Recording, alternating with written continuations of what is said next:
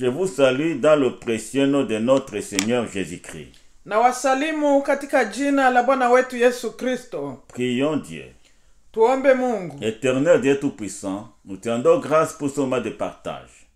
Nous te demandons de nous accorder une onction spéciale, afin que cette parole que nous avons partagée puisse toucher tes enfants et les amener à la repentance et à ta connaissance dans tous les aspects de leur vie. Au nom de Jésus, Amen. Amen. Nous allons lire la parole de Dieu dans Romains 13, 11 à 14. Tunaenda kusoma neno la Mungu kwa Warumi sura 13 verse ya 11 mpaka 14. Et puis nous allons lire aussi Ephésiens 5, verset 14. Tutasoma pia kwa Waefeso sura 5 na verse ya 14. Romains 13, 11 à 14 dit: Tunaenda kusoma Warumi 13, 11 mpaka 14. Cela importe d'autant plus que vous savez en quel temps nous sommes. C'est l'heure de vous réveiller enfin du sommeil, car maintenant le salut est plus près de nous que lorsque nous avons cru. La nuit est avancée, le jour approche. Dépouillons-nous des œuvres des ténèbres, revêtons-nous des armes de lumière, marchons honnêtement comme en plein jour, loin des excès et de l'ivrognerie, de la luxure et de l'impudicité, des querelles et des jalousies. Mais revêtez-vous du Seigneur Jésus-Christ et n'ayez point soin de la chair pour en satisfaire les convoitises. Ephésiens 5, 4. Waefeso 5 na 14. Réveille-toi, relève-toi d'entre les morts, et le Christ t'éclairera. Bien-aimés dans le Seigneur, Ndugu katika Kristo, notre thème s'intitule ainsi: kiini cha maneno yetu ni hivi: le réveil spirituel, un défi à relever au XXIe siècle. Uamsho ni changamoto kwa hii karne yetu ya 21. Ces paroles que nous venons de lire maneno haya tunatoka kusoma s'adressent à l'église en général, yanaelekea kanisa kwa ujumla, à l'église de tous les temps, kwa kanisa la kila wakati, et aux chrétiens en particulier. na kwa Mkristo kwa upekee. Le sommeil spirituel conduit le chrétien à oublier son appel et à négliger sa marche avec Dieu. Hii usingisi wa kiroho unatuma Mkristo anasahau mwito wake, na inatuma anaenda mbali na Mungu. Et cela entraîne des conséquences suivantes. Na hiyo inaleta matatizo yanayofuata. Premièrement, oublier Dieu et ne pas être en mesure de résister aux convoitises de la chair et aux attaques de l'ennemi. Ile kumsahau Mungu na kutokujua kuepukana na tabia za mwili na kukimbia hila za shetani. Négliger les choses de Dieu et la communion avec Dieu. Ile kudharau maneno ya Mungu na ile usiliano na Mungu. Et cela entraîne la tolérance de ce qui est mondain. Na hiyo inatia changamoto kwa wale ambao wanapendelea kudumu katika dunia. Enfin, le sommeil spirituel entraîne le risque de ne pas être prêt au retour du Seigneur et en l'enlèvement de l'église. Hii kusinzia kiroho inaleta magumu kuweza kuamka na kungojea Bwana wetu Yesu Kristo. Dans cette optique, la parole de Dieu nous dit dans Luc 21:36. Na neno la Mungu linasema kwa Luka 22 na 16 36 na 36.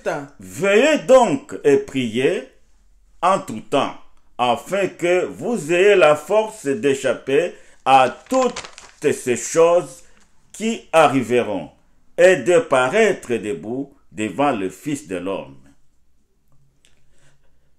La parole nous dit encore dans Ephésiens 5, 14.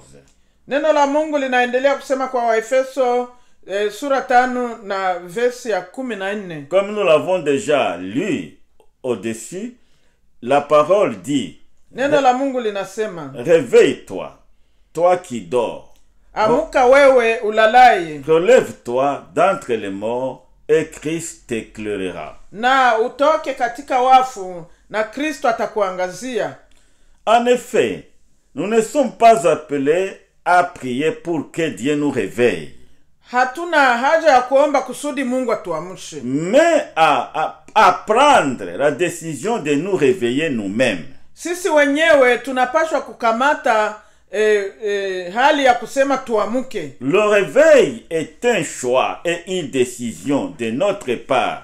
Kuamuka ni sisi wenyewe tunachagua na ni sisi wenyewe tunajitia Nous changamoto. devons décider d'obéir à la parole de Dieu. Tunapaswa kukamata juhudi ya kuweza kutii maneno ya Mungu. La parole de Dieu qui nous dit: toi, réveille-toi, toi qui dors, relève-toi d'entre les morts et le Seigneur t'éclairera. Maneno yanayotuambia ya kwamba amuka wewe ulalaye katika usingisi na Yesu Kristo atakuangazia.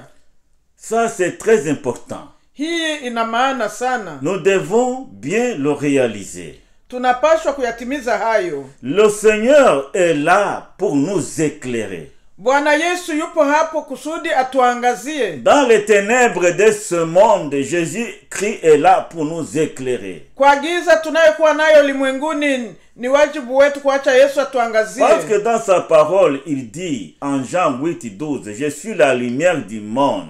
Kwa Yohana 8:11 neno la Mungu linasema, mimi ni nuru ya ulimwengu. Et celui qui croit en moi aura la lumière de la vie. Na yule atakayeniamini atapata nuru ya ulimwengu. Il est là pas seulement pour nous éclairer, mais aussi pour nous fortifier. Si kwa kutuangazia tu, lakini anatutia na nguvu. Il est là pour nous donner la force de continuer. Anatupa nguvu za kuweza kuendelea. Il nous donne la force de combattre un bon combat de la foi. Anatupa nguvu za kupiga vita vilivyo vizuri. Combattre pour notre foi dans toutes les circonstances de la vie. Kuweza kupigana kwa ajili ya imani yetu katika maisha ya kila siku. Ainsi, le réveil spirituel intervient quand le peuple de Dieu est occupé à chercher Dieu. Hii uamsho wa kiroho inakuja wakati Mkristo ni tayari kutafuta uso wa Mungu. À chercher Dieu de tout son cœur et de toute sa force. Akimtafuta Mungu na nguvu zake zote na akili zake zote. À marcher dans la sainteté et à chercher sa gloire. Akitembea katika utakatifu na kutafuta utukufu wa Mungu. Et à chercher aussi l'accomplir la volonté de Dieu. Akitafuta kuyatimiza mapenzi ya Mungu. Et surtout à être constamment rempli du Saint-Esprit. Na akiwa amejawa kila wakati na nguvu za Roho Mtakatifu. Le réveil s'accompagne de la crainte de Dieu. Hii uamsho natembea na kumwogopa Mungu. Il permet à l'Esprit de Dieu d'agir puissamment. Inatuma nguvu za Mungu zinatumika kwa uhakika. Agir puissamment pour convaincre, sauver, délivrer et guérir. Inatumika ikiwa na nguvu za kuokoa, kuponya na kutakasa. C'est nous alors qui devons nous réveiller. Ni wajibu wetu kuweza kuamuka. Le réveil est l'état normal du chrétien et de l'église. Hii uamsho ni wajibu wa kanisa na Mkristo kuweza kuamuka. Vous allez me demander, pasteur, qu'est-ce qu'un réveil? Na wakati moja mnaweza kuuliza, pasteur, hii uamsho ni nini? Le réveil chrétien ou le réveil spirituel hii uamsho wa Mkristo au uamsho wa kiroho est un mouvement de renouvellement spirituel visant à réveiller une foi affaiblie. Hii ina maana ya kuamuka katika roho na kuweza kutoka katika hali ya udhaifu. Ainsi, le réveil implique deux choses. Na hii uamsho inakuwa na maneno mawili: savoir discerner les signes des temps, ile kujua nyakati, savoir que le retour du Seigneur est proche, ile ya kujua kama ujio wa Yesu Kristo umekaribia, vaquer à la prière et à la lecture de la parole de Dieu. na ile ya kuchutumia kuomba Mungu na kuendelea kusoma maneno ya Mungu. Nous voyons l'exemple dans les actes des apôtres. Hapo tunaona mfano katika kitabu cha Matendo ya Mitume, la vie de la première église, maisha ya ile kanisa ya kwanza qui vivait dans le réveil. Wao waliishi katika uamsho. Il mettait en pratique trois choses. Walikuwa wakiyatimiza maneno kama matatu. Lisons Acte 2:42. Tukisoma kwa Matendo ya Mitume sura 2 na verse ya 42. Ce passage nous montre comment les premiers croyants vivaient leur foi. Hayo maneno yanatuonyesha jinsi gani waamini wa kwanza walikuwa wanadumu katika imani. Nous lisons.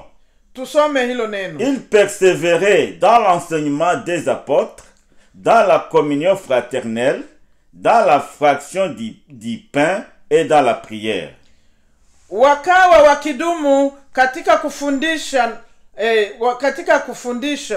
katika fundisho la mitume na katika ushirika na kumega mkati na katika kusali. Nous trouvons ici trois clés du réveil. Hapo tunakutana funguo tatu za uamsho. D'abord, premièrement, l'attachement à la parole du Seigneur. Walidumu katika mafundisho. Ils persévéraient dans l'enseignement des apôtres. Walikuwa wakidumu katika mafundisho ya mitume. Renseignement des apôtres. Walidumu katika mafundisho ya mitume. Nous avons ici une clé importante pour le réveil. Tunakuwa na funguo ya muhimu sana kwa kuweza kuamuka. L'enseignement des apôtres ou la lecture de la parole de Dieu pour nous aujourd'hui, ou bien l'écoute des enseignements bibliques que nous recevons souvent à l'église. Hii mafundisho ya mitume au kusoma neno la Mungu au yale ambayo tunakutanana nayo kama Wakristo wa leo. Ils utilisent ici un verbe important, persévérer. Wakatumia tendo la maana kudumu. Et le verbe persévérer signifie demeurer en permanence. Ile kudumu ni kuishi kila wakati, Ils vivaient dans la parole de Dieu. Waliishi katika maneno ya Mungu. Partout où ils se trouvaient, ils répétaient et ravivaient les paroles dans leur mémoire, dans leur cœur. Les paroles qu'ils avaient entendues, qu'ils appelaient l'enseignement des apôtres. Wakati wowote mahali pote walikuwepo, walikuwa wakifikiria maneno yote ambayo waliweza kufundishwa na mitume. Bien-aimés dans le Seigneur, jameni katika Kristo, nous avons besoin d'utiliser cette clé pour que nous puissions vraiment vivre le réveil. Tunapaswa kutumia hii funguo kusudi tuishi katika uamsho. Malheureusement, aujourd'hui, on n'a plus de temps pour les affaires de Dieu. Na kinachosababisha leo hatuna tena wakati ya kusoma maneno ya Mungu. On n'a plus de temps pour lire et étudier la parole de Dieu. Hatuna tena wakati ya kusoma na kutafakari maneno ya Mungu. Même à l'église, quand le pasteur prêche, c'est quand il fait 10 minutes, certains commencent à se fatiguer déjà. Kanisani pastor anapohubiri, Wakristo kisha dakika 10 tu wanaanza kusema na hivi tena alishakawia. Quand il fait 30 minutes, certains commencent déjà à sortir. Na akifika hata kwa dakika 13 wamoja wanaanza kutoka. Et d'autres, quand le prédicateur se tient debout pour prêcher, il commence déjà à sortir, à aller vaquer à d'autres affaires et à aller se distraire dans d'autres choses. Na wengine wakati mhubiri tu anasimama ndio wakati shughuli zao zinaanguka mkichwa na wanasikia waondoke sasa waende kufanya kila kitu. C'est au moment de la prédication de la parole que les eux-mêmes sont en train de chatter sur leur téléphone portable. Ni wakati ya kusikia maneno ya Mungu ndio wamoja wako wanatafutisha maneno mengine tofauti ya maneno ya Mungu. Beaucoup de chrétiens aujourd'hui ne réalisent pas l'importance de la parole de Dieu. Watu wengi kwa leo hawajui kabisa umuhimu wa neno la Mungu. Mais ils vaquent à d'autres affaires. Ils écoutent des histoires inutiles pendant des heures et des heures. Wanafikiria hatua, hawana haja kusikia maneno, lakini wanaenda wanatafuta maneno yasiyo na maana na wanayasikiliza saa nyingi. Beaucoup de gens ont du temps à passer sur les écrans de télévision. Wengi wana muda mrefu sana wa kubaki mbele ya matelevision. Certains ils passent 2 heures, 3 heures, même une moitié de la nuit. Wengi wanakamata saa 2, saa 4 au muda wote wa usiku wakiangalia. Et aller voir ce qu'ils sont en train de visionner. Na wende uangalie wako wanaangalia nini. Ce sont des trucs inutiles. Ni mambo yasiyo na mafaa. Des distractions. Ile ambayo inawatia pembeni kabisa. Qui ne leur permettent pas d'avancer spirituellement. Na hiyo haiwezi kuwaruhusu kuweza kuendelea kiroho. Voici l'origine de la crise que nous vivons aujourd'hui. La crise de la spiritualité aujourd'hui dans notre chrétienté. Angalia hii ndio mtego, ndio mateso ya maisha ya Ukristo ya leo. Les gens n'ont plus du temps pour les affaires de Dieu. Watu hawana tena haja ya kusikia mambo ya Mungu. Mais pour les affaires mondaines qui les distrait, ils sont là à 100%. Lakini ikiwa ni mambo ya dunia wanaelekea na utu wao wote. Je voudrais ici vous sensibiliser, chers bien-aimés dans le Seigneur, à l'importance de la parole de Dieu. Jamani, nataka kuwatia changamoto ya jinsi ni wajibu wetu kusoma neno la Mungu. Parce que la parole de Dieu nous instruit sur les valeurs divines. Hii na maneno ya Mungu yanatufundisha kufuatana na mambo ya umuhimu ya mbinguni. Sur les valeurs chrétiennes. Inatufundisha mambo yanayostahili ya Ukristo. C'est pourquoi l'apôtre Paul dans Romains 12:1 à 2 dit: ne vous conformez pas au siècle présent, mais soyez renouvelés dans votre intelligence pour connaître quelle est la volonté de Dieu, juste et parfait. Na ndiyo maana neno la Mungu kwa Warumi 12 linatuambia jinsi gani ya jinsi tunapaswa kutiwa changamoto katika akili zetu na kuweza kubadilishwa katika kusudi tumtumikie Mungu na kutembea naye. Nous devons mettre de côté les valeurs mondaines. Tunapaswa kutia kando yale ya ulimwengu. Parce que les valeurs mondaines nous envoient dans l'enfer. Yale yanayofaa ulimwengu yanatufukuzia kwenye moto wa milele. Les valeurs mondaines abrutissent notre sens spirituel. Ile mambo ya kidunia inatupeleka na inaharibu hali yetu ya kiroho. Les valeurs mondaines nous plongent dans les ténèbres. Maneno ya dunia yanatudumbukiza katika giza. Mais les valeurs chrétiennes nous rapprochent de Dieu. Lakini mafaa ya mambo ya kiroho yanatukaribisha na Mungu. Luttons pour nous imprégner des valeurs chrétiennes. tupigane, tuchuchumie kutembea katika maneno ya kiroho. Ce sont ces valeurs chrétiennes qui vont permettre, qui vont nous ouvrir les portes du ciel. Yale maneno ya kiroho yanatusaidia na yanatufungulia njia ya mbinguni. Parce que lorsque nous adoptons et vivons les valeurs chrétiennes, wakati tunadumu katika hali ya kiroho, Dieu nous ouvre les portes de bénédiction. Mungu anatufungulia ile milango ya baraka. Et persévérer dans l'enseignement des apôtres. Walikuwa wakidumu katika mafundisho ya mitumi. Le psalmiste dans Psaume 119 verset 11 dit, neno la Mungu kwa Zaburi 119 na versi ya 11, neno la Mungu linasema hivi: je serre ta parole dans mon cœur pour ne pas pécher contre toi. Ninakaribisha maneno yako ndani ya moyo wangu kusudi nisije nikakutende dhambi. Et ça est dans Psaume 119 105, la parole de Dieu nous dit, ô Éternel, ta parole est une lumière à mes pieds et une lampe sur mon sentier. Na kwa huyo Zaburi 119 na versi ya 105, neno la Mungu linasema maneno yako ni taa ya miguu yangu na inaniangazia kwenye njia zangu. Chers bien-aimés dans le Seigneur, jamani katika Kristo, la parole de Dieu est très importante. Neno la Mungu ni la maana sana. C'est une lumière, ni nuru qui nous éclaire, nuru ambayo qui inatuangazia, éclaire notre sentier de la vie. Inaangazia njia zetu za maisha yote. Mais c'est aussi une protection. Tena linatuchunga. La parole de Dieu nous protège contre le mal et le péché. Neno la Mungu linatuchunga tusitende dhambi. La parole de Dieu constitue pour nous un bouclier. Neno la Mungu kwetu ni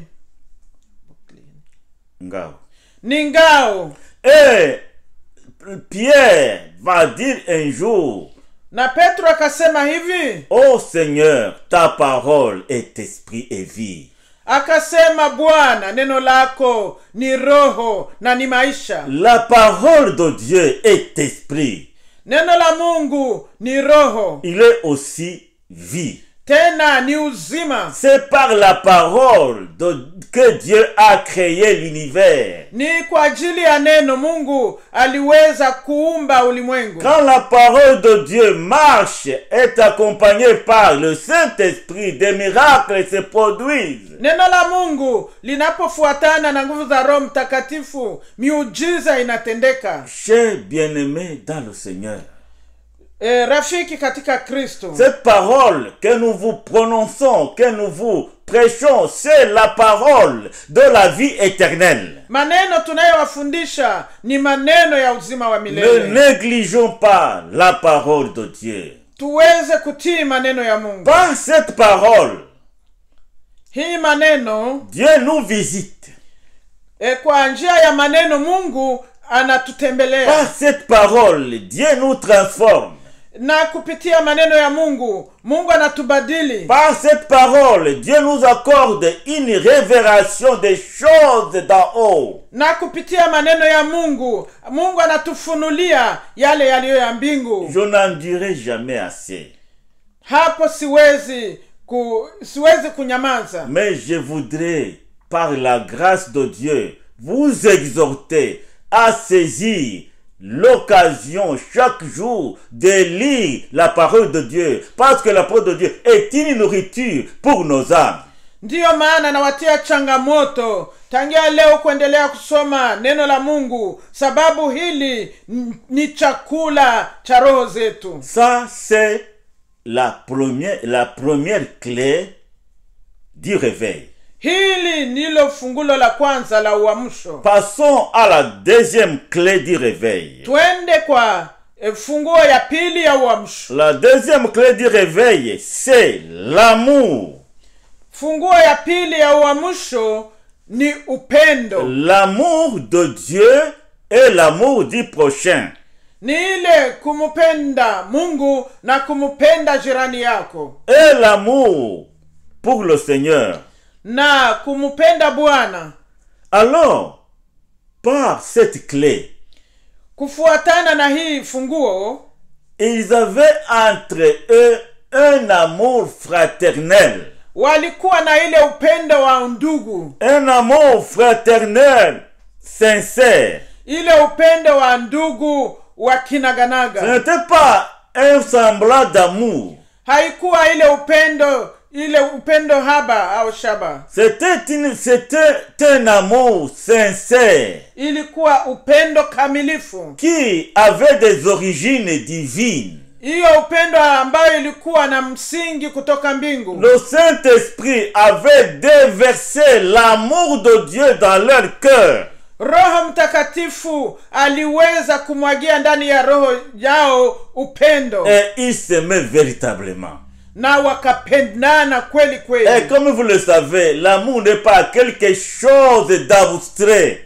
Hii upendo si kitu ambacho hakionekani. Mais l'amour, c'est quelque chose de concret qui se matérialise par des actions visibles, palpables et vivables. Upendo ni kitu kinachoonekana na kinajidhihirisha kwa matendo ambayo yanaonekana. Et l'amour des premiers chrétiens s'est matérialisé dans le partage de leur nourriture. Na upendo kwa hawa Wakristo wa kwanza ulionekana wakati walikuwa wakishirikiana na kuchangia. Je veux vous révéler une chose. Acha niwaambie neno moja. Le Saint-Esprit est un esprit de partage. Roho Mtakatifu ni roho ambaye anachangia au anagawanya. Là où l'Esprit de Dieu est à l'œuvre, il n'y a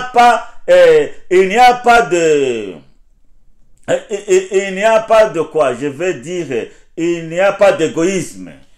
Mahali kuna kuwa roho ya Mungu, hakuna ile ya kujipendelea. Là où l'Esprit de Dieu est, il y a un esprit de bonté. Mahali kuna kuwa roho ya Mungu, kuna kuwa ile roho ya wema. Il y a même un esprit de miséricorde. Kuna kuwa ile roho ya utu wema. Là où l'Esprit de Dieu est actif, mahali roho wa Mungu anatumika kweli, tout est possible. Mambo yote yanawezekana. Parce que quand nous lisons les Actes des Apôtres, tunaposoma Matendo ya Mitume, les premiers chrétiens vendaient leurs propriétés et leurs maisons et amenaient le produit de vente aux pieds des apôtres. Wale Wakristo wa kwanza walikuwa wakiuza mambo waliokuwa nayo, wanauza na nyumba zao, na hayo yote wanaleta kwenye miguu ya mitume. Là où le Saint-Esprit est actif, mahali Roho Mtakatifu alikuwa anaonekana, les porte-monnaies s'ouvrent. Ile mambo ya kuchungia pesa inafunguka. Et les gens donnent pour l'œuvre de Dieu. Na watu wanajitolea, wanatoa kwa kazi ya Mungu. Les gens donnent leur dîme fidèlement. Na watu wanatoa sehemu ya 10 kwa ukweli. Ils donnent leurs offrandes. Wanatoa sadaka zao sans penser à ce qui leur adviendra demain, bila kufikiria yale watakuwa nayo kesho. Ceux qui sont remplis du Saint-Esprit, wale ambao wanajawa na nguvu za Roho Mtakatifu, sans toutefois être naïfs, bila kusema ya kwamba mtu hawezi, ils croient que Dieu est à l'œuvre aujourd'hui et il sera encore à l'œuvre demain. Watu hao wanasema Mungu anajidhihirisha leo na kesho tena atajidhihirisha. C'est pourquoi Jésus dit: cherchez premièrement le royaume de Dieu et toute sa justice, et les autres choses vous seront données par-dessus. Ndiyo maana neno la Mungu husema ya kwamba tafuteni kwanza ufalme wa Mungu na haki yake, na mengine yote mtafanyikiwa. Et il dit, si toi Matthieu 5, 33, 34, il dit, et à chaque jour suffit sa peine. Na kwa Mathayo huyu anaendelea kusema kila siku inatosheka na mambo yake. Chers bien-aimés dans le Seigneur, ayons confiance en Dieu. wapendwa katika Kristo, tumtumainie Mungu. Parce que Dieu prend soin de nous. Sababu ni yeye anatushughulikia. Oui, nous avons des besoins. Ndiyo, tunakuwa na mahitaji. Nous avons des difficultés. Tunakuwa na magumu. Mais remettons tout à notre Seigneur. Lakini tumupe yeye yote. C'est lui qui détient tout entre ses mains. Ni yeye anakuwa na yote katika mikono yake. Il va nous aider. Atatusaidia. Quelles que soient les circonstances, à tirer notre épingle du jeu. Ingawaje magumu yote tunayoyafikiria. Vivons l'amour fraternel. Tuishi katika upendo wa ndugu. Cet amour qui a été versé dans nos cœurs par le Saint-Esprit. Hii upendo ambayo imemwagwa ndani yetu kwa njia ya Roho Mtakatifu. C'est un amour sacrificiel. Ni upendo ambao unatokana na damu ya Yesu. Un amour sacrificiel qui donne et qui se donne. Ile upendo ambayo inatoa na kujitoa. Et par la puissance du Saint-Esprit. Na kwa nguvu za Roho Mtakatifu. Nous pouvons réaliser des prouesses jusque-là non atteintes par d'autres et par ceux qui nous ont précédés. Tunaweza kuyafikiria mengi ambayo yanapita na wale ambao walitutangulia. Là où il y a l'amour, les gens ne cherchent pas leurs propres intérêts. Mahali panakuwa upendo, mtu hatafuti faida zake mwenyewe. Le vrai amour, c'est Dieu lui-même agissant en nous. Upendo kamili ni Mungu peke yake anajidhihirisha ndani yetu. Parce que Dieu est amour. Sababu Mungu mwenyewe ni upendo. Et celui qui n'aime pas n'a pas connu Dieu. Na yule ambaye hana upendo hakumjua Mungu. Fixons nos regards sur Dieu. Tumuelekee Mungu wetu. Dieu qui nourrit les oiseaux du ciel. Mungu anayewashughulikia ndege wa anga. Dieu qui vêtit les feuilles des champs. Mungu ambaye anavika wale maua ya kondeni. Ayons confiance en lui. Tumutegemee yeye. Et ne ménageons aucun effort pour nous consacrer à son service. Na tuweze kujitolea kweli kweli kwa kazi yake. Parce que il veille sur nous. Sababu anakesha kwa ajili yetu. Et il va accomplir des miracles à notre endroit. Na atatenda miujiza ndani yetu. La troisième clé. Na funguo ya tatu, il persévérait dans la prière. Walikuwa wakidumu katika maombi. Chers bien-aimés dans le Seigneur, la prière aujourd'hui. Wapendwa katika Kristo, maombi kwa leo. Aujourd'hui, les gens ne prient presque pas. Watu kwa leo ni kama hawaombi tena. Une prière consacrée. Ile maombi ya kujitolea kabisa. Une prière qui nous amène dans la présence de Dieu. Maombi ambayo yanatuelekeza mbele za Mungu. Aujourd'hui, la prière est devenue comme une formalité. Maombi kwa leo ni kama kawaida. Souvent quand les gens ont des problèmes, c'est là où ils vont prier. Na watu wanangojea wawe na maswali, ni hapo wanaelekea kwenda kuomba. C'est là où ils vont prier 3 jours, 7 jours, même jusqu'à 40 jours. Ni hapo wataomba siku 7 kufika hata siku 40. Pourtant la parole de Dieu nous dit de prier sans cesse. La ingawaje neno la Mungu linasema tuombe bila kukoma. Chers bien-aimés dans le Seigneur, sachons aujourd'hui que la prière est l'une des armes que nous utilisons dans notre combat chrétien. Tujue kwamba maombi ndiyo silaha tunatumia wakati ya vita vya kiroho. Jésus a dit un jour à ses disciples, veillez et priez pour ne pas tomber dans les tentations. Yesu akaambia wanafunzi wake, mukeshe na kuomba musije mukaingia majaribuni. Chers bien-aimés, notre prière, une fois accomplie dans la sainteté, dans la piété, notre prière peut bouger le cœur de Dieu.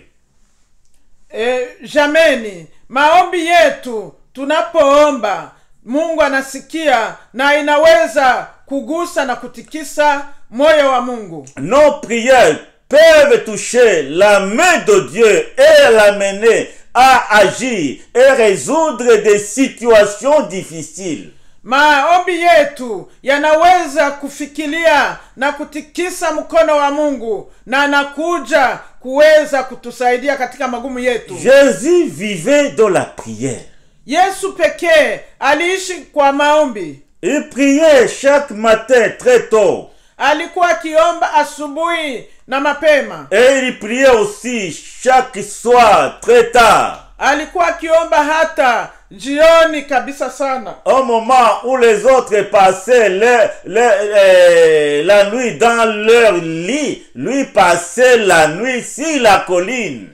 Mahali wengine walilala katika vitanda vyao usiku, lakini yeye alikuwa iko milimani. Et même je me souviens de ses disciples dans le monde, sur le mont des Oliviers. Ninamkumbuka na Wakristo wake hapo Gethsemane. Quand Jésus était en train de faire sa dernière prière, wakati Yesu alikuwa akiomba maombi yake ya mwisho, Jésus a prié seul. Aliomba mwenyewe. Alors qu'il était accompagné de ses disciples. Ingawaje alikuwa pamoja na wanafunzi wake. Les disciples de Jésus n'ont pas pu veiller avec Jésus même pendant 1 heure. Wanafunzi wake hawakuweza kukesha naye hata saa moja. Chers bien-aimés dans le Seigneur, wapendwa katika Kristo, combien de temps utilisons dans nos prières? Tunakuwa na wakati gani katika maombi yetu? Des fois, quand nous entrons dans la prière, d'autres idées commencent à tournoyer dans nos têtes. Mara nyingi tunapofikia hatua kuomba, kunakuwa mawazo mengine ndiyo yanaanza kuzunguka katika akili zetu. Des problèmes de tout genre. Magumu ya kila mtindo. Des soucis de la vie. Ile mambo ya kufikiria mambo ya dunia. Tout ce qui nous embrigade. Yale yote ambayo yanatusumbua. Le diable les utilise pour nous éparpiller. Na hapo mwovu naye anatumia hayo kusudi aweze kututenga mbali na Mungu. Afin que nous ne puissions pas être en pleine communion avec notre Dieu. Kusudi atutenge na uhusiano na Mungu.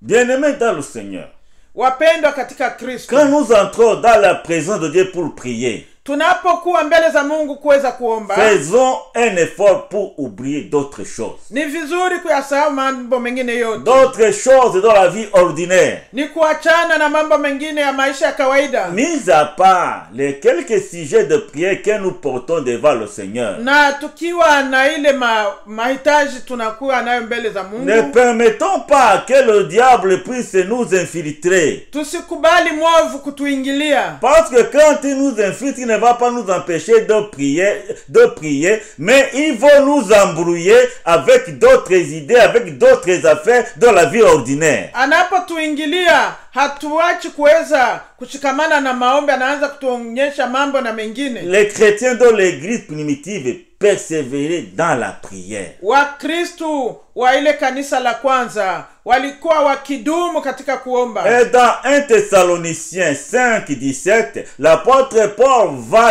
nous exhorter en disant priez sans cesse. Na Wathesalonike sura 5:17 neno la Mungu linasema priez sans cesse. Tuombe bila kukoma. Voilà le mot d'ordre pour une vie chrétienne accomplie, une vie chrétienne victorieuse. Angalia njia sasa kinaganaga ya Mkristo, ya maisha ya Mkristo mkamilifu. Priez sans cesse. Kuomba bila kukoma. Adorer Dieu sans cesse. Kuomba Mungu bila kutukuza Mungu bila kuchoka. Louer Dieu sans cesse. Kusifu Mungu bila kukoma. Même dans nos activités de tous les jours. Na katika kazi zetu za kila siku. Même au bureau. Hata tukiwa kwa ofisi zetu. Il faut que nos esprits soient réveillés. Ni vizuri akili zetu ziweze kuamka. Pour communier avec Dieu. Kusudi tuweze kuwasiliana na Mungu. Au moment où nous accomplissons, nous vaquons à nos activités journalières. Wakati tunakuwa katika kazi zetu za kila siku. Chers bien-aimés, dans ces derniers temps où nous vivons, nous avons besoin d'augmenter et de multiplier la prière. Wapendwa, kwa nyakati tunazoishi, mahali popote tulipo, tuweze kuongeza na kuongeza hatua yetu ya Il ne maombi, faudrait pas aussi que nos prières soient des prières égoïstes. na maombi yetu isiwe ya kipekee. Il ne faudrait pas que nos prières soient des prières introverties.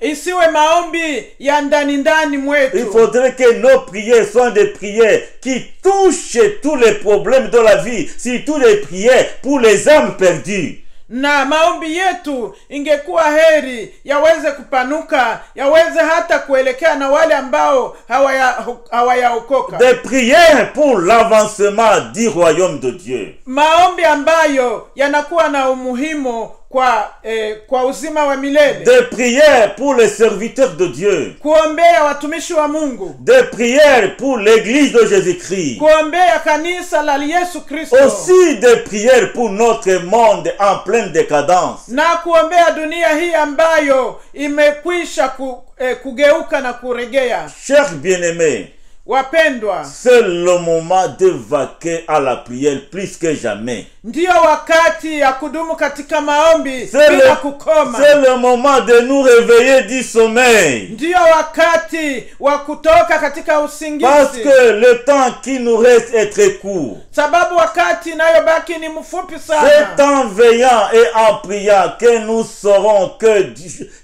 le temps du retour du Christ est proche et que l'enlèvement de l'église sera bientôt effectif. Ni wakati wa kuomba na kufunga, ndipo tutajua ya kwamba wakati umekaribia na wakati wa ujio wa Yesu Kristo unakuwa karibu. Bien-aimés, wapendwa, le réveil est là quand on est conscient de son besoin spirituel et qu'on désire changer et progresser dans sa relation avec Dieu.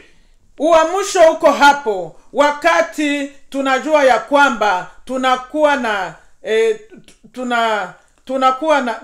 na kile tunahitaji katika maombi na kujua ya kwamba Yesu Kristo yu karibu. Le réveil aussi intervient quand on accepte d'être jugé par la parole de Dieu et par l'action du Saint-Esprit. Na uamsho nakuja wakati tunakubali kujichunguza tukitumia maneno ya Mungu na kuweza kutembea katika wasiliano na Yesu Kristo. Pour nous maintenir dans le réveil, kusudi tuweze kuishi katika uamsho, nous devons apprendre à nous dépouiller du vieil homme et à revêtir l'homme nouveau. Ni vizuri kuachana na yule mtu wa kale na kuvikwa yule mtu mpya. En tenant compte de trois choses. Na hapo tunakutana mambo matatu. Premièrement, neno la kwanza, pour nous maintenir dans le réveil, kusudi tudumu katika uamsho, nous devons contrôler nos pensées. Ni vizuri kuweza kuchunga akili zetu. Nos pensées doivent être gardées. Hiyo mafikara yetu tunapaswa kuyachunga. Parce que c'est par là que le diable passe pour nous embrouiller et nous distraire afin de nous séparer de l'amour de Dieu. Ni hapo shetani anapopitia kusudi atutie changamoto na kututenga na upendo wa Mungu. Un passage important kuna neno moja la maana que j'aime beaucoup, ambalo ninapenda sana. 2 Corinthiens 10:5. Wakorinto wa pili 10 na verse ya 5. Je lis. Acha tusome. Nous renversons les raisonnements et tous les hauteurs qui se lèvent contre la connaissance de Dieu et nous amenons toute pensée captive à l'obéissance du Christ. Ici, c'est un passage important. Hili ni neno la maana sana. Un passage qui décrit bien le combat spirituel ou le combat du chrétien.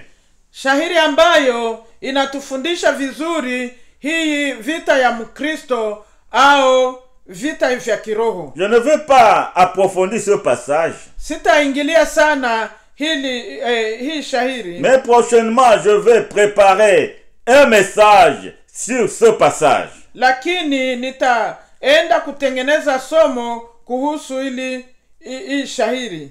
Nous devons garder nos pensées fixées sur Jésus et sur les choses de Dieu. Ni vizuri kuchunga mawazo yetu tukiyaelekeza kwa Yesu na kuyaelekeza kwa maneno ya Mungu. Que de fois dans une journée nos pensées nous font perdre la joie du Seigneur. Mara ngapi kwa siku moja ile mafikara yetu inatupeleka mbali na uwepo wa Mungu. Nous avons des pensées impures.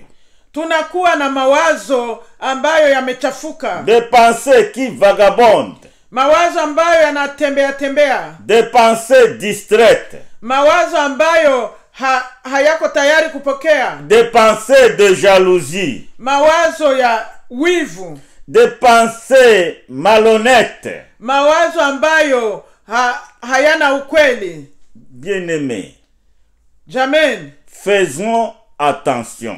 Ni wajibu wetu kufanya angalisho. Car nos pensées peuvent parfois crier très fort que nos paroles, car elles sont le reflet de nous-mêmes. Kwa sababu mawazo yetu haya yanaweza kupiga yowe kushindia maneno yetu, sababu yanakuwa na nguvu sana. Sachons que la plupart de nos actions sont engendrées au niveau de nos pensées et les pensées elles-mêmes influencées par notre cœur. Na mambo yale tunayoyatenda kuna mara yanatawaliwa na mafikara yetu na yanakuya kutoka nje. Proverbe 4:23 nous dit, Methali 4 na 4:23 na 23 nasema hivi, garde ton cœur plus que toute autre chose, car c'est de lui que viennent les sources de la vie. Ulinde moyo wako kuliko yote uyalindayo, kwa maana ni hapo kunatoka chemchemi ya uzima. Bien-aimé, garder son cœur n'est pas facile. Jameni, kuweza kuchunga roho sio rahisi. Alors pour pouvoir garder son cœur, nous devons accepter que le Saint-Esprit puisse diriger nos vies. Kusudi tuweze kuchunga roho zetu ni kuacha Roho Mtakatifu aweze kutawala maisha yetu. Et quand le Saint-Esprit domine et règne dans nos vies, nous serons en mesure de marcher selon l'Esprit. Kama Roho wa Mungu anadumu ndani yetu, tunaweza kutembea kama ilivyo Roho. Marcher selon l'Esprit et dire non aux œuvres de la chair. Ni kutembea kwa Roho na kusema bai kwa yale mambo ya dunia. Dans Marc 7:21-23, Jésus dit, kwa Marko 7:21 na 23 neno la Mungu linasema, c'est du cœur des hommes que sortent les mauvaises pensées, les adultères, les vols, les cupidités, les calomnies, l'orgueil et la folie. Maneno ya Mungu yanasema ya kwamba ni kwa moyo ndimo mnatoka uongo, chuki na kinyongo na mambo mengine kama hayo. Oui, souvent, il faut aussi le reconnaître. Nos pensées sont aussi influencées par nos propres convoitises, mais aussi par les facteurs extérieurs. Na mafikara yetu mara inafuatana na mawazo yenye tuko nayo, na inatiwa changamoto na yale ambayo tunakutana na nje. Par exemple, kwa mfano, les mauvaises littératures. Ile maandiko mabaya. Nous devons choisir les livres que nous lisons. Tunapaswa kuchagua ni kitabu gani ambacho tunapaswa kusoma. Parce que nous ne savons pas ce qui est caché derrière. Kwa maana hatujui ni nini imefichwa nyuma ya hiyo vitabu. La télévision. Hii television. La télévision en soi n'est pas mauvaise. Si vibaya kuangalia television. Mais nous devons choisir les émissions qui édifient nos âmes. Lakini ni wajibu wetu kuchagua yale ambayo yatajenga roho Nous zetu. devons aussi savoir et choisir les émissions qui peuvent aider nos enfants à croître spirituellement. Ni vizuri kuchagua yale mambo mazuri kwa televizio ambayo yatasaidia watoto wetu kukomaa kiroho. Il y a aussi le cinéma. Kuna kuwa na sinema. Les gens vont au centre de cinéma pour y passer des heures et des heures. Watu wanaenda hapo kwenda kuangalia sinema, wanapitisha masaa na masaa. Pour aller regarder quoi? Wanaenda kuangalia nini? Des choses qui n'édifient pas nos âmes. Wanaenda kuangalia yale mambo ambayo hayajengi roho zetu, Mais des choses qui nourrissent notre chair seulement. lakini yanajenga tu mwili yetu. Il y a l'Internet. Kuna kuwa ile internet. L'Internet nous ouvre à plusieurs choses. Nous ouvre au monde à de bonnes choses, mais aussi à de très mauvaises choses. Tunapoelekea internet tunakutanana na mambo mabaya mengi na mambo mazuri mengi. Nous devons savoir comment utiliser et gérer les outils de la technologie. Ni vizuri kuangalia na kuweza wenyewe kuona jinsi ya kuchunga hayo mambo ya Et teknolojia. surtout pour la jeune génération et surtout pour nos enfants. Na kwa watu wa sasa hata na kwa watoto wetu. Et habituons nos enfants à aimer les choses de Dieu. Tuweze kuwafundisha watoto wetu kujua mambo ya Mungu. Parce que si nous les habituons à aimer les choses de Dieu, ils ne s'en détourneront pas, même s'ils seront vieux. Na tunapo waadibisha maneno ya Mungu, hawatayaacha kamwe hata wakati watakuwa walishakuwa wazee. Il y a aussi l'autre facteur extérieur Kuna kitu kingine kwa nje qui corrompt nos vies. ambacho kinaharibu maisha yetu. Ce sont de mauvaises compagnies, Ni ile kuwa na marafiki wabaya. mais aussi des esprits séducteurs. Na kuna kuwa na wale roho wabaya wa kuweza kupeleka watu mbali. Les Français disent que la mauvaise compagnie corrompt les bonnes mœurs. Eti ukitembea na rafiki mbaya na wewe utakuwa mbaya. Mais aussi par les esprits séducteurs. Kufuatana na hizi roho mbaya za kuweza kushawishi watu. Dans 2 Timothée 4 verset 1, nous lisons ceci. Neno la Mungu kwa Timotheo 2:4 na tunasoma hivi. La parole de Dieu dit extrêmement que dans les derniers jours, beaucoup déjà abandonné la foi et vont s'accrocher aux esprits séducteurs. Ya kwamba watu wengi kwa siku za mwisho wataachana na imani na wataenda kushawishiwa na hao hizo roho mbaya za udanganyifu. Bien-aimés, aujourd'hui les esprits séducteurs ont envahi les églises. Zile roho mbaya za udanganyifu zimekwisha kuingilia kanisa. Les esprits séducteurs ont élu domicile dans la vie de plusieurs chrétiens. Na hizo roho za udanganyifu zimeingilia Wakristo wengi. Au lieu de croire en Dieu et avoir confiance en lui, les gens ont abandonné la foi et commencent à aller chercher la richesse et d'autres chances chez le diable. Et alors, ils donnent accès aux esprits séducteurs qui vont les enfoncer davantage dans l'occultisme. Na wengi sasa kwa leo wanaachana na maneno ya Mungu na wanaelekea zile roho mbaya, na hizo zinawaingiza katika hali mbaya ya kuabudu miungu mingine. Bien-aimés, c'est pas le moment de nous endormir. Wapendwa, sio wakati tena wa kubaki katika usingizi. Mais nous devons nous réveiller du sommeil. Ni vizuri kuamka katika usingizi afin que le Seigneur puisse nous trouver étant prêts. kusudi Bwana atakapokuja akutane tupo tayari. Nous sommes appelés à contrôler nos pensées. Ni vizuri kuweza kuyachunguza mawazo yetu et à les soumettre à l'obéissance du Christ. na tuweze kuyaacha yamweze kumtii Yesu Kristo. Le pasteur Moody a dit un jour, Huyu Pastor Moody alisema siku moja hivi, je ne peux pas empêcher les oiseaux de voler au-dessus de ma tête, siwezi kukataza ndege kuruka juu ya kichwa changu, mais je peux les empêcher d'y faire leur nid. lakini naweza kuwakataza kujenga chicha juu ya kichwa changu. C'est vrai.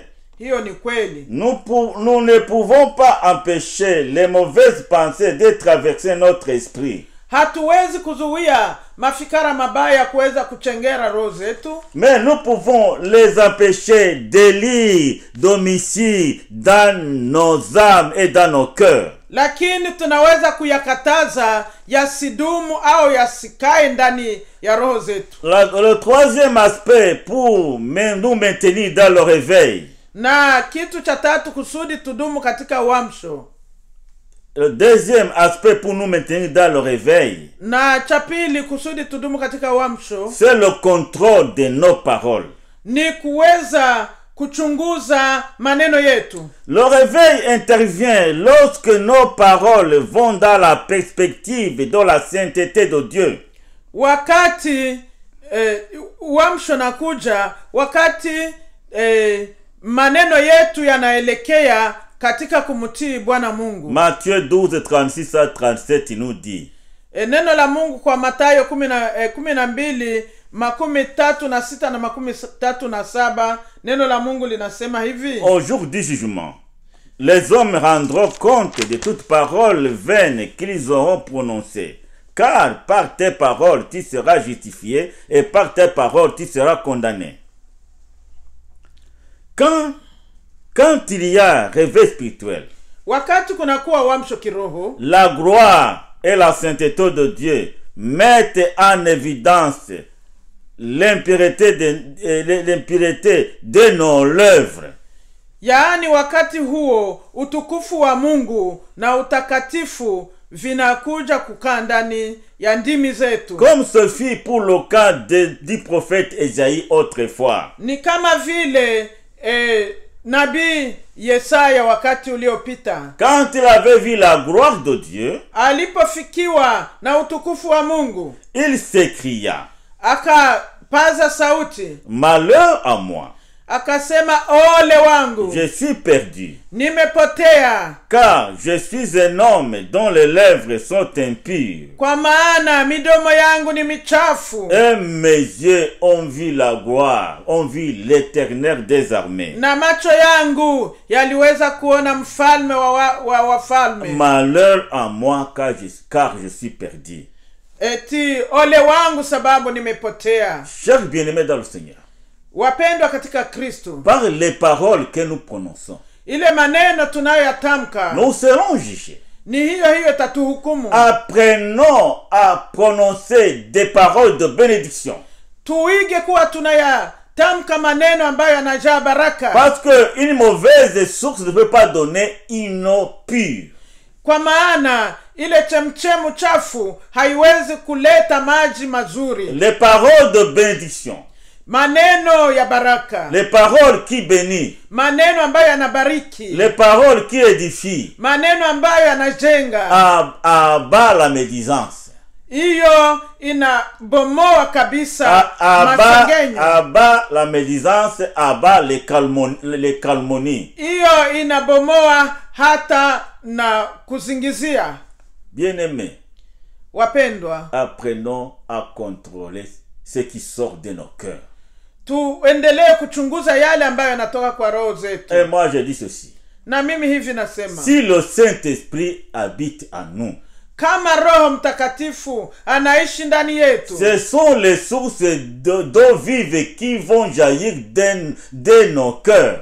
ni hapo kutatoka chemchemu ya maji ya uzima, ndiyo yatabubujika ndani yetu. Parce que Jésus dit dans Jean 7, 38 et 39, celui qui croit en moi, Yesu akasema eti yule anayeniamini, les fleuves d'eau vive sortiront de son sein, comme dit les Écritures. kama maji ya uzima yatabubujika ndani mwake, kama vile neno la Mungu linasema. Il parlait du Saint-Esprit, que ceux qui croiraient à le recevoir, Ni hapo alikuwa akitabiri Roho Mtakatifu, watu wangeweza kupokea wakisha muamini. mais le Saint-Esprit n'était pas encore donné parce que Jésus n'avait pas encore été glorifié. Na huyo Roho alikuwa hajaja sababu Yesu alikuwa hayatukuzwa. Maintenant, il y a plus de 2000 ans que notre Seigneur Jésus-Christ a été glorifié. Na sasa kulisha pita miaka 2000 tangu Yesu aliweza kupata utukufu wake. Est-ce que les fleuves d'eau vive ont-ils commencé à jaillir? Je, ile chemchemi ya maji ya uzima inaanza kutiririka? Bien-aimés, le Seigneur nous a élus et nous a placés dans ce monde pour devenir des sources de bénédiction.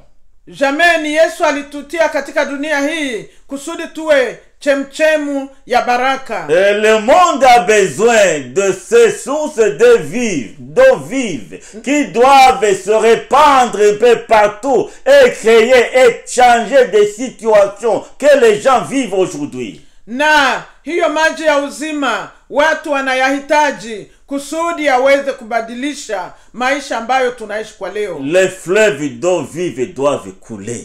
Ile chemchemi ya maji ya uzima ni wajibu wake kuweza kutiririka. Les manifestations du Saint-Esprit doivent être visibles et actives. Ile ushirika wa Roho Mtakatifu ni wajibu wake kuweza kuonekana na kujidhihirisha. Combien de fois par notre langue nous mentons, blessons, maudissons et crachons du venin à l'endroit de nos proches au lieu de les bénir? Mara ngapi kwa kutumia ndimi zetu tunatoa maneno ya laana, maneno machungu, na ile nani ya machungu inatoka kwa ndimi zetu na kwenda kuharibu wengine. En effet, bien-aimés, pour pouvoir bénir, nous devons séparer ce qui est précieux de ce qui est vil. Na jamais ni kusudi tuweze kubariki, ni vizuri kuweza kutenga mema na mabaya. C'est alors que nous serons la bouche du Seigneur selon Jérémie 15:19. Na kwa kufuatana na neno la Mungu kwa Yeremia 15 na verse ya 19, neno la Mungu linasema ni kwa hapo tutakuwa tumefaulu kwa kazi ya Mungu. Troisième chose pour nous maintenir dans le réveil, ce sont nos actions. Na kusudi tuishi uamsho, kitu cha tatu ni matendo yetu. Nos actions sont le résultat de notre communion avec le Seigneur et avec le Saint-Esprit. Matendo yetu kufuatana na Yesu Kristu na Roho Mtakatifu. Ephésiens 2:10 dit, Waefeso 2:10 inasema hivi: car nous sommes son ouvrage, ayant été créés en Jésus-Christ pour de bonnes œuvres que Dieu a préparées d'avance afin que nous les pratiquions. Eti kwamba tuliweza kuteuliwa na kusudi tutende yaliyo mema. Chers bien-aimés, comment vivons-nous dans chaque jour de notre vie? Tunaishi namna gani siku zote za maisha yetu? Quelles sont les actions que nous posons? Ni matendo gani tunatenda dans divers domaines de la vie? Katika maisha yetu ya kila mtindo, même dans le domaine de l'œuvre de Dieu. Na katika mwenendo wetu wa kazi za Mungu. Les bonnes œuvres, matendo mema, ont été créées par Dieu en Christ. Matendo mema yaliweza kuumbwa na Mungu ndani ya Yesu Kristo. Que Dieu a préparé. Yale Mungu aliweza kuyatengeneza avant la fondation du monde. Mbele ya kuumbwa kwa dunia, afin que nous les pratiquions. Kusudi tuweze kuyatimiza. Et ces bonnes œuvres Hii matendo mema nous amènent à nous écarter de l'égoïsme du monde ambiant. hapa yanatusukumia kuweza kuachana na hii dunia ambayo imeharibika. De nous écarter de l'orgueil. Inatutenganisha na kiburi. De nous écarter de la haine. Inatutenganisha na wivu. L'amour de Dieu qui a été versé dans nos cœurs Ile upendo wa Mungu ambao ulizirika katika roho zetu nous amène à aimer, nous pousse à aimer notre ennemi. inatusukumia kupenda hata na adui yetu. Parce que nos bonnes œuvres doivent être visibles aux yeux des gens du monde. Hile matendo yetu mema itapashwa kuonekana kwa macho ya wale wa ulimwengu. Les gens du monde doivent voir nos bonnes œuvres afin qu'ils puissent glorifier notre Père Céleste qui est dans les cieux. Na hayo matendo mema yadhihirike kwa wapagani kusudi nao waweze kumtukuza Mungu anayeishi mahali pa mbingu. Chers bien-aimés dans le Seigneur, Jameni katika Kristo, le réveil est un défi que nous sommes appelés à relever. ni vizuri sana kuwa na hii uamsho. C'est très important Ina maana sana d'entrer dans le réveil. ni vizuri tuingie katika uamsho. Ce n'est pas Dieu qui viendra nous réveiller, non. Siye Mungu atakuja kutuamsha. Nous devons nous réveiller nous-mêmes. Ni wajibu wetu kuweza kuamka. Parce que le réveil spirituel est une décision. Hii uamsho wa kiroho ni Une décision et un choix personnel ni kitu ambacho sisi wenyewe tunachagua qui nous pousse à nous engager. na tunachagua na tunakubali kuendelea nayo Sans reprendre tout ce que je viens de dire. bila kuyapita amo yale tunatoka kusema. Mettons-nous entre les mains de Dieu. Tujiweke katika mikono ya Mungu. Laissons le Saint-Esprit agir dans nos vies. Tuache Roho Mtakatifu atende katika maisha yetu. N'attristons pas le Saint-Esprit par nos comportements. Tusitweze Roho Mtakatifu kwa matendo yetu. Afin que Dieu puisse nous transformer. Tuache Mungu aweze kutubadili. Afin que Dieu puisse nous réveiller. Kusudi Mungu aweze kutuamsha. Afin que Dieu puisse nous renouveler. Kusudi Mungu aweze kututia upya tena. Afin que Dieu puisse nous accorder la force nécessaire pour relever les défis de la spiritualité à ce 21e siècle. Kusudi Mungu aweze kutupa nguvu ya kuweza kuamuka kwa hii karne ya 21. C'est le temps de nous réveiller du sommeil spirituel. Ni wakati ya kutoka katika usingizi wa roho. Afin que le Seigneur puisse nous éclairer, nous montrer le chemin et nous utiliser. Kusudi Bwana aweze kutuonyesha njia, aweze kutuangazia na kwenenda nasi. Et c'est là où nous serons capables à accomplir la mission qui nous a laissée. Na kwa hiyo tutatimiza ile kazi aliyotuachia. Il va revitaliser la force en nous.